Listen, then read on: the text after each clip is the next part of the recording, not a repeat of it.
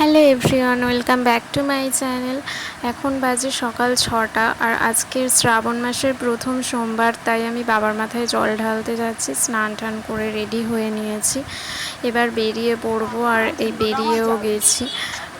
রাস্তার ধারে ধারে অনেক ফুল গাছ ছিল, তাতে ফুলও হয়েছিল, তাই আমার ননদ মাম্পি কিছু ফুল তুলে নিল। আর হাঁটতে হাঁটতে আমরা মন্দিরের কাছাকাছি এসে গেছি।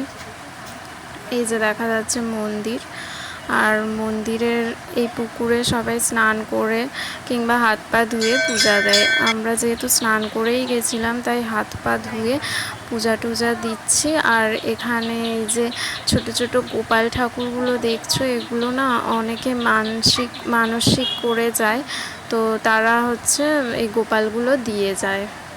তো এই যে অনেক গোপাল, আর এখানে মন্দির চত্বরটা আমরা ভালো করে ঘোরাঘুরি করছিলাম। ঘুরে টুরে আমরা কিছু ফটোও তুলেছি, ফটোগুলো দেখিয়ে দিচ্ছি।